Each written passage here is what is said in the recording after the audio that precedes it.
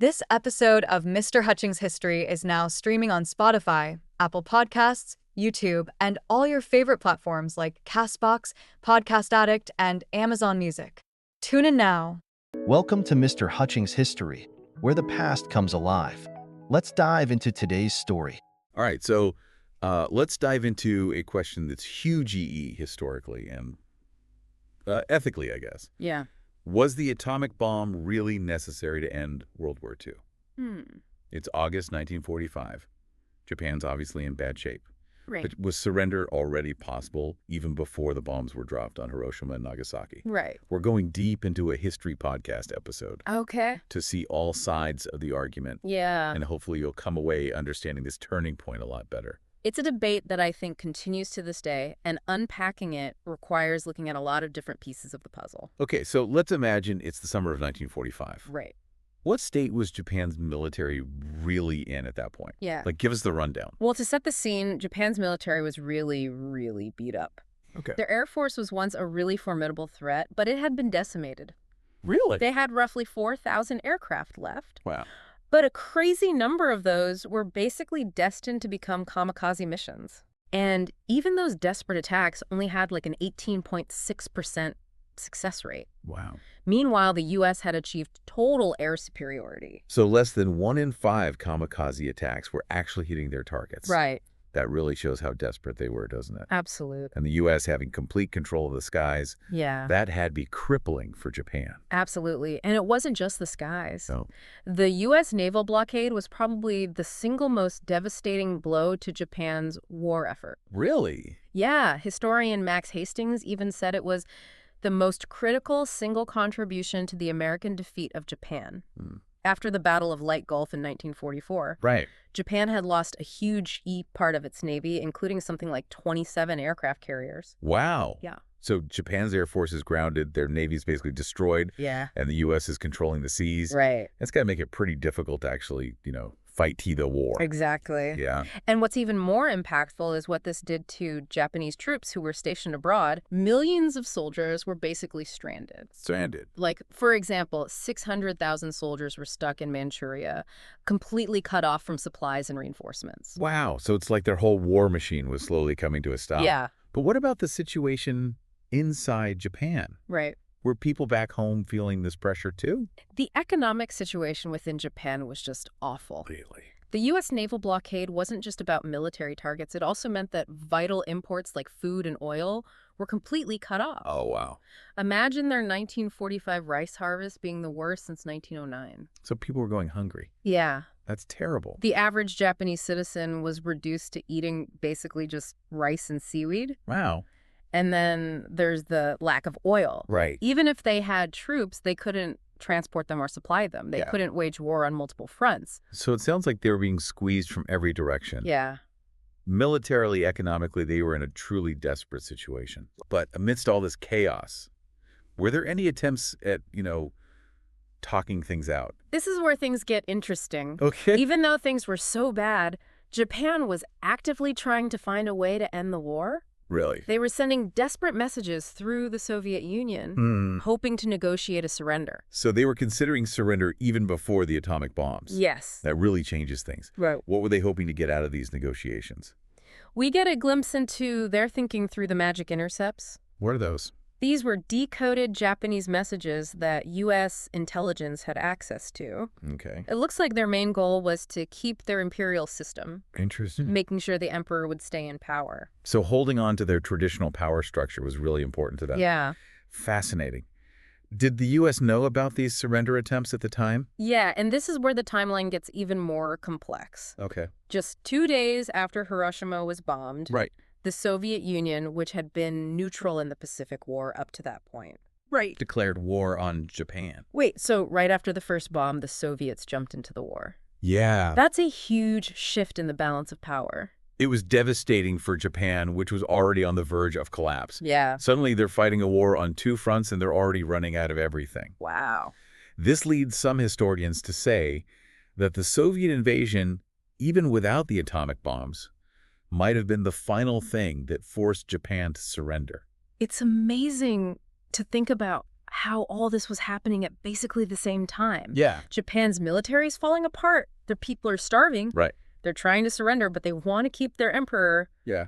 And then, bam, the Soviets enter the war. It was a truly chaotic and pivotal moment in history. Yeah. And then, of course, you have the atomic bombs themselves coming into the picture. Right. Where do they fit into all of this? Yeah, because we can't forget about Operation Downfall. Right. That was the U.S. plan to invade Japan. Yeah. And from what I've read, it wasn't going to be easy. Operation Downfall was a pretty daunting idea. Yeah. The casualty estimates were huge EE, mostly based on how brutal the fighting was in the Battle of Okinawa. Right. The U.S. lost over 12,000 people there, and another 44,000 were wounded. Wow. Okinawa was just a bloodbath, and a lot of people were worried that a mainland invasion would be even worse. So you've got this possibility of a ton of American lives being lost. Right. And then in July 1945, the U.S. successfully tests the first atomic bomb, Right. codenamed Trinity. Yeah. All of a sudden, there's this new, incredibly powerful option on the table. The S-1 test changed everything. Yeah. It gave Truman this awful choice to make. Right. Either go ahead with an invasion that could be devastating, Yeah. or use this new weapon that had unimaginable destructive power. It's hard to even imagine how heavy that decision must have felt. Yeah. And this is where the real debate starts. Yeah, right. Exactly. Historians are still arguing about whether the bombs were really necessary. There are good arguments on both sides. Yeah. Some historians, like Richard Overy, think that Truman's main reason was to avoid those horrible casualties they were expecting from Operation Downfall. Right. He saw it as a terrible choice, but in the end, the lesser of two evils. So saving American lives, even if it meant taking Japanese lives, Yeah. are a really tough decision. But then you have historians like Gar Alperovitz and PMS Blackett. Okay. They have a different view. Get that. They say that Japan was already defeated and about to surrender with or without the bombs. They believe the atomic bombs were more about sending a message to the world, especially to the Soviet Union, since the Cold War was starting. So it was less about ending the war with Japan and more about showing everyone who was in charge. Yeah, something like that. It's interesting to think about how these different interpretations can change how we see history. Yeah. What do you think is the most convincing evidence in this whole debate? For me, it's important to think about what the people who were closest to the decision-making process thought. Admiral Leahy, who was Truman's chief of staff, was sure that Japan was already beaten using conventional methods. He pointed to how effective the blockade was, the fact that their economy was falling apart, and the threat of the Soviets joining the war as proof that they were going to surrender anyway. He was right there in the room when it all happened. Yeah. So his opinion matters a lot. It does. But even if the bomb did shorten the war and maybe save lives right then and there, Yeah. did it ultimately make the world safer? That's a good question. I mean, it started the nuclear age and the threat of everyone destroying each other. That's the scary question that we're still dealing with. Yeah. The atomic bombings made humanity face this terrifying new reality. Right. We now had the power to destroy entire cities, maybe even whole civilizations. It's a pretty sobering thought. It is. And it makes you wonder about the long-term consequences of those actions. Right. Consequences that go way beyond what happened in 1945. The use of atomic weapons was a turning point in history, one that still shapes our world today. Absolutely. And it's precisely because of those huge implications that it's so important to study this time period, Right. to really try to understand how complicated it was and to recognize how devastating it was for people, regardless of what side of the debate you're on. It's not about pointing fingers. Right. It's about figuring out what led to this moment Yeah, and learning from the past so we can make better decisions in the present and the future. exactly. So thinking about everything we've talked about, Yeah. I want to turn to you, our listener. Right. So knowing everything we've learned about how desperate things were in Japan, like Yeah. their military was basically falling apart. Right. Their people were starving. Right. They were trying to surrender, but they really wanted to keep their emperor. Right. And knowing that Operation Downfall was looming and that it could have meant a ton of casualties, Yeah. what do you think? Was the atomic bomb really the only way to end the war? That's the question we all have to grapple with. There are no easy answers to that. Right.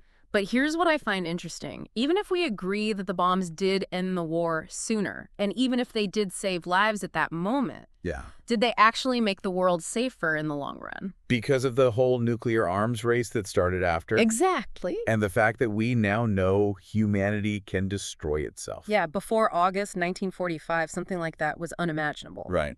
But now it's this terrifying reality we live with every day. Scary thought. The atomic bombings forced us to ask some really tough questions. Like what? What are the limits of war? Yeah. What's the moral price we're willing to pay, even if it means winning?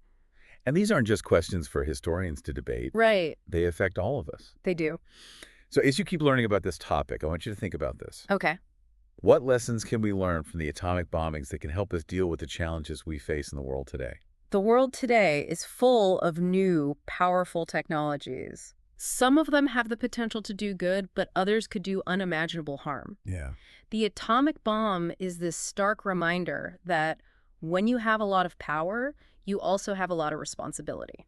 Absolutely. How can we make sure that what happened in Hiroshima and Nagasaki never happens again? Right. How can we as a global community use these new technologies to make things better for everyone while also making sure they don't destroy us? Those are some really important questions. They are. And ones that we need to think about carefully. We do. This has been a really interesting deep dive. It has. And I know I'll be thinking about these questions for a long time. Me too. And I hope our listeners will join us in continuing to think about this. Yeah. It's a conversation we need to keep having if we want to learn from the past Right. and create a future where we don't have to live with the threat of nuclear war. Absolutely well said. This has been another episode of The Deep Dive. Thanks for listening. Thanks for listening to Mr. Hutchings History. Keep exploring, and we'll see you next time.